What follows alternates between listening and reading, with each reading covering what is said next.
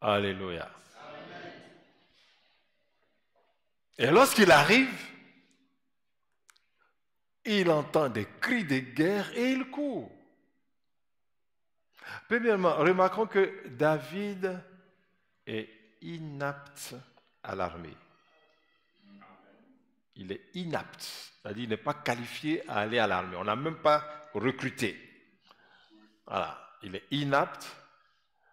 Donc, s'il est inapte, il est complètement incompétent pour parler dans cette affaire. Amen. Et cependant, il a plus d'assurance et d'autorité plus que tous. C'est ça la question.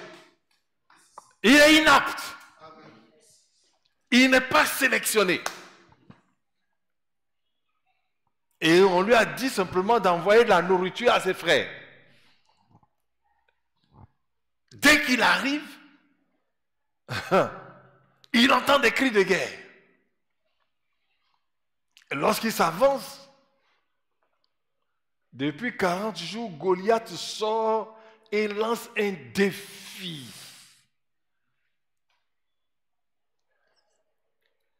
Et lorsque David entend cela, son langage est tout à fait différent des autres. Quelqu'un qui est inapte, incompétent, comment peut-il avoir autant d'assurance et d'autorité? D'où lui viennent cette assurance et cette autorité? C'est ça la question.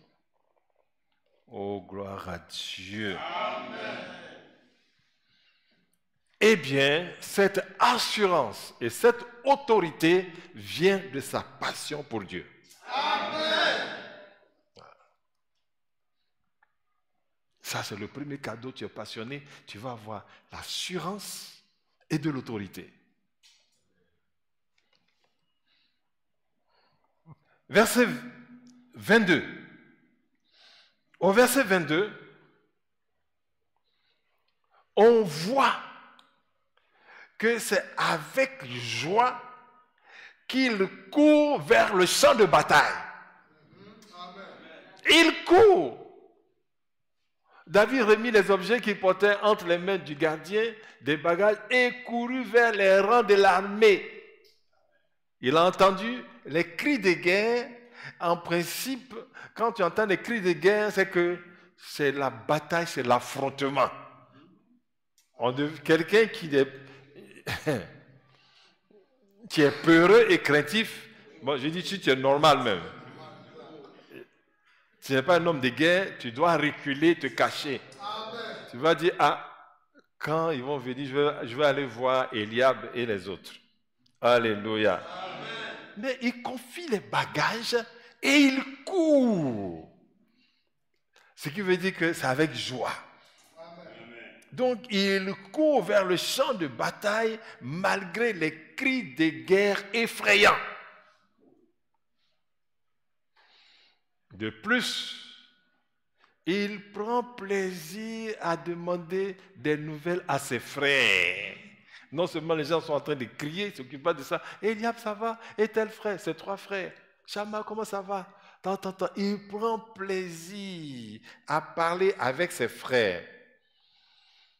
Au verset 26. Voici ce que David dit. David dit, lorsqu'il a entendu aux hommes qui se trouvaient près de lui, que fera-t-on à celui qui tuera ce Philistin? Que fera-t-on à celui qui tuera ce Philistin et qui ôtera l'opprobre de dessus Israël? Je te signale que c'est sa passion qui parle. Amen. Je ne vais pas dire non, comme David a tué des lions, c'est pour ça jamais c'est sa passion. Amen. La vertu d'abord avant la force. C'est ça la foi. La vertu d'abord avant la force. Et qui ôtera l'opprobre de dessus Israël. Qui est donc ce Philistin? C'est un circoncis pour insulter l'armée du Dieu vivant.